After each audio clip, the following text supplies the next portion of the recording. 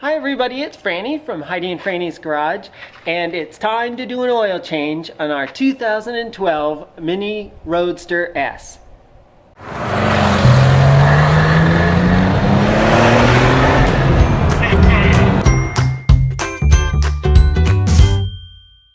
Tools and supplies we'll need. I've got my ratchet there on the far right, and then next to that is an 8mm hex we'll use to get the drain plug off the bottom of the car.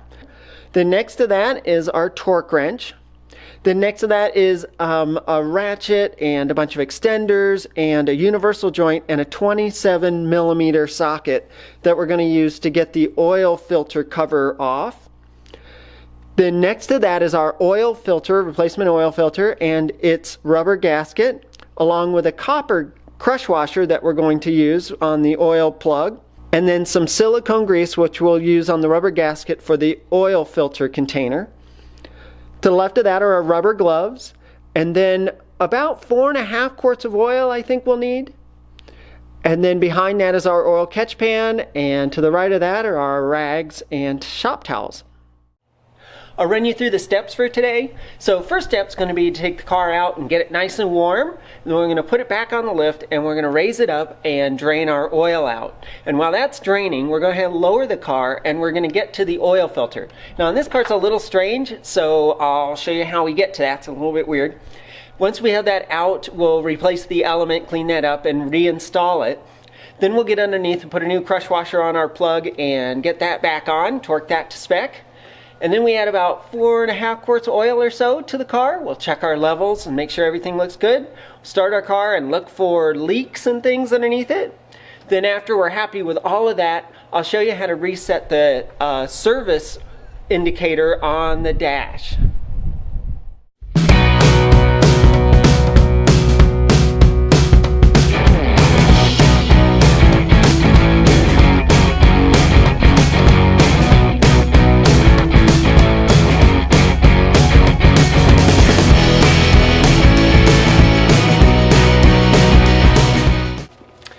Our very first step is going to be to pop our oil cap filler off here. We want to allow some air in while we drain our oil down below. And another thing is, you could find a place probably to put this back here, but I like to take these sorts of things and put them on the workbench. And the reason is, if you set it up here and you're not really thinking about it, and then you go to close the bonnet here and slam it down, you could easily just put a big old dent in your hood. So I just like to get this out of the way. One thing I always like to check on these is to make sure that the rubber gasket is good. This should be an airtight seal here. So this one looks great. This car's not that old. I'd expect it to be nice and pliable. But if you see any cracks or splits in it, you want to go ahead and replace that. Let's raise the car on the lift and start draining the oil. We're going to start by cracking the drain plug loose with our 8mm hex. There we go. Oh, little drippy. All right, move our drain pan over. Here we go. There we go.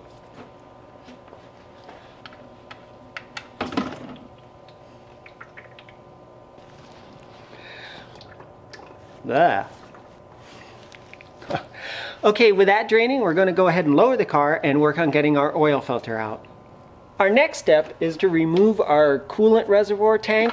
Kind of in the way, and our oil filter is down and underneath this tube that's over here. So we got to get this guy out of the way. It's really not too hard to get out. There's only one 10mm bolt right here on the top. We'll go ahead and pull that out. And then there's a plastic pin down at the bottom, goes into a rubber grommet, and just a couple of tabs up here. So we're going to have to kind of work it out a little bit. Now be very careful when you do pull it out not to upset any of the connections, the hose connections into the tank itself. I've heard they're a little bit fragile, and if your car is getting a little on in its years, you could snap one of those things off. So just be aware of that. Just be careful. Don't put too much stress on it. All right. Take out our 10mm. I just use my nut driver for this. It shouldn't be very tight. It's into plastic. Okay, so we're going to work this out. I'm going to get it up over the tabs, kind of pop it out at the bottom first, and then just sort of work it up a little bit. It pins off at the bottom. So it should just sort of pop up here. There it goes. It's just not super cooperative. You want to grab that hose at the bottom. Don't put too much stress on things. And watch this hose at the top. And work it up a little bit. Like I said, hold on to the hoses as you're moving it. So you know you're not going to put too much stress on it. Okay. I'm going to move it up like that. And I'm going to hold it up out of the way with a bungee cord, just so it doesn't fall back down on top of me while I'm working. To get that filter cap off, we're going to use our 27mm, and I put a universal joint on the end of it. It kind of sticks at a weird angle back there, so the universal joint makes it really easy. I'm going to slip this on, and then I'm going to add extensions as needed so that I can get at it with a good place with my ratchet. Now, before I put this guy on, one thing, pretty good idea is to go ahead and put a towel underneath that thing, because it is going to weep, and there is going to be some oil and stuff that comes out of it. You just can't help it. It kind of goes in at almost a horizontal angle. So add our socket onto the end of it. There we go. It sort of snaps on. And let's see, maybe this size would work pretty well, it looks like. Yeah. So we're going to crack it loose just a little bit to allow any air in, so that hopefully that'll pull a little bit of the oil out of it as well.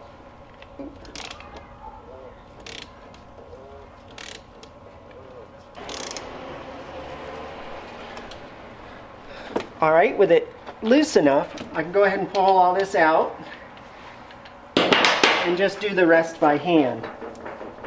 So all that's left now is to just go ahead and unscrew this filter cover a little bit now, but remember, you're probably going to get a little bit of oil all over your hands.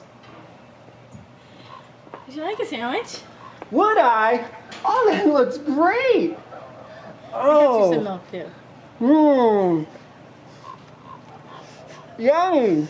Mmm. Mmm.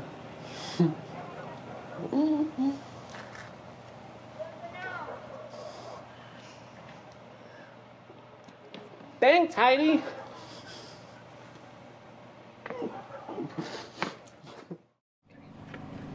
Well, that was a yummy lunch, huh? All right, so we're just going to remove our oil cap cover here. Now I have it loose. There we go. A little tight in here. There we go.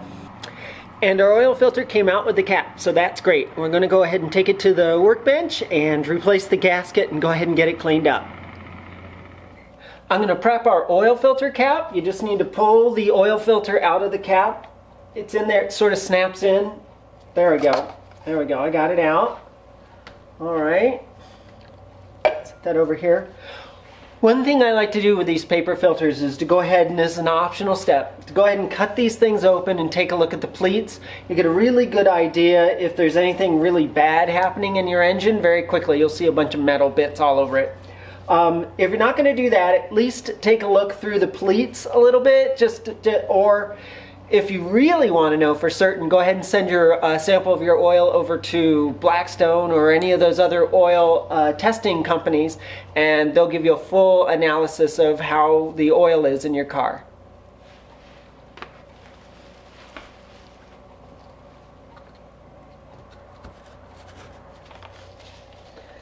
All right, you just have to cut all the way around the plastic caps here. I use just a standard single edge razor blade, then cut one length all the way down and then just peel it out. All right. So we can sort of pull through the folds here a little bit and take a look. I don't see anything crazy on this. It looks great. All we're really looking for is just something shiny and metally. All right.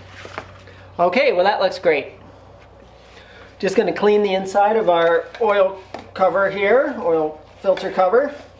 Just make sure you don't see anything broken in here or any chunks of anything that obviously shouldn't be in here.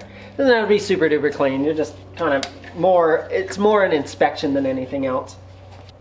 All right, we're gonna swap out our gasket here and put the new gasket on. Just be careful not to mar the edges when you get your old gasket out. I like this little hook tool because it's nice and round and won't cause any damage. And then just work it off. Doesn't have to go crazy. There we go. All right, and our nice new gasket that came with our oil filter. Now, at this point, you can do one of two things. You can just put a little bit of engine oil on this, and that's fine. I like to use a little bit of silicone grease. I think the little silicone grease, I think it does a little bit better than the engine oil. It's easier to get the filter cap off. And it doesn't take much at all. Just a teeny bit of this.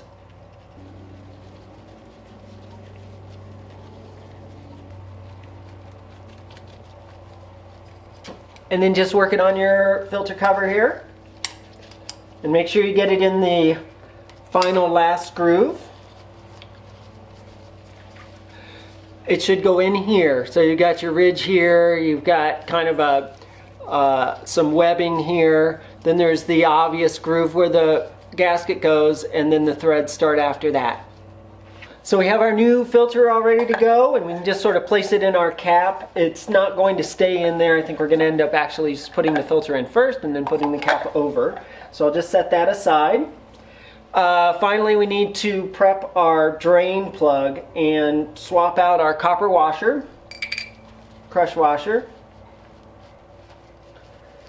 and clean it and take a look for any issues. You know, with these sorts of things, you always want to take a look at the threads and just make sure you're not seeing any metal in the threads or that the threads are getting chewed up, because you really don't want this thing coming loose while you're driving.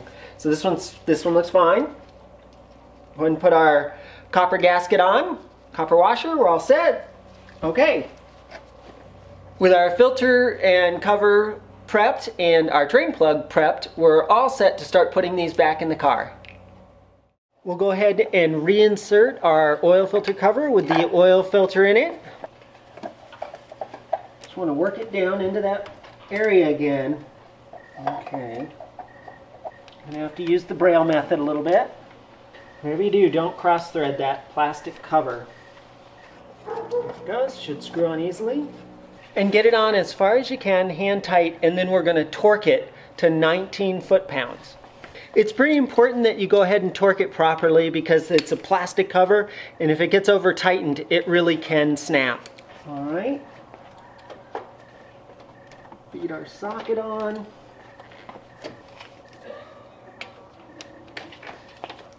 You're going to end up cinching it down a little bit. All right, there we go. Okay, now it's seated. And that's it, not tight. Just 19 foot-pounds. Now you can put your coolant reservoir back on. So remember, we have our plastic pin at the bottom, and we've got to get that in the little rubber grommet at the bottom, and then we've got our two tabs up here that are going to go in these slots. And once again, watch your hoses. Make sure you don't put any undue stress on them. Okay. You're going to want to sort of rotate it forward to get it on the two clips up here, and then drop it down to get the peg in the right slot there. All right, and we just push it in, it snaps into place. With that, we just replace our 10mm bolt that was on there. Now I'm going to use my nut driver because I don't want to over torque this.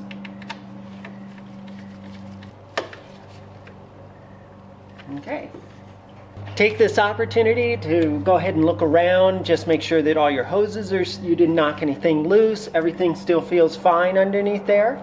With our copper washer on the drain plug, we're all set to put it back in the car. Turn up here and give it a turn or two, and then I'm going to go ahead and clean this up a little bit. There we go. All right, and we torqued that to 22 foot-pounds.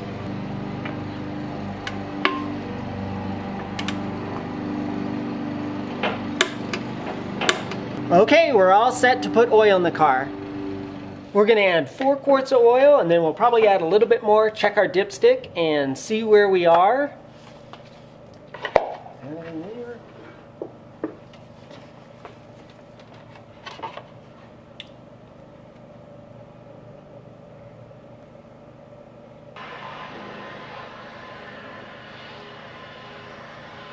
We'll go ahead and check our dipstick.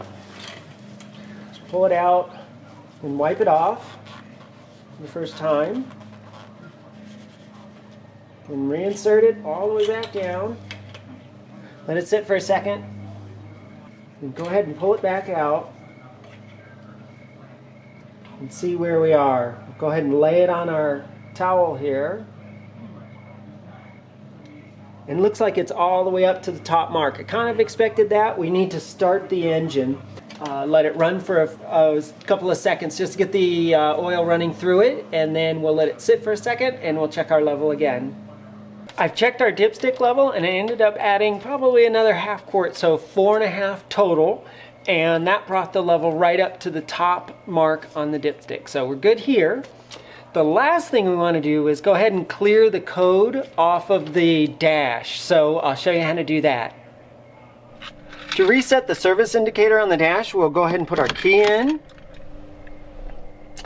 We'll hit our start button once, which turns on the car. And then we've got the service there coming up. So we're going to push and hold the trip odometer. And then once that's up, we can hit the button on the end of the stock here to get to our oil indicator. We'll push and hold that, and it says reset. Push and hold. There we go. Now it's resetting. All right, there we are. We're reset to 9/2018. So the trick is to push and hold. All right, and we're all set.